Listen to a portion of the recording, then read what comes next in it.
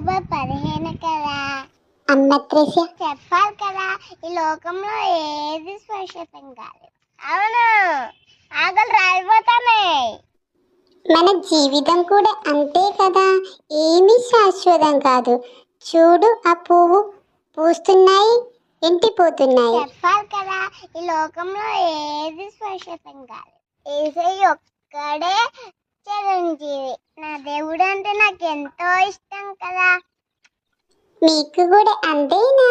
First day of preparation of feast, Saint Teresa of Avila reminds us that the stronger our relationship with God and the conviction about Him, the stronger we'll be able to face the crisis in our life.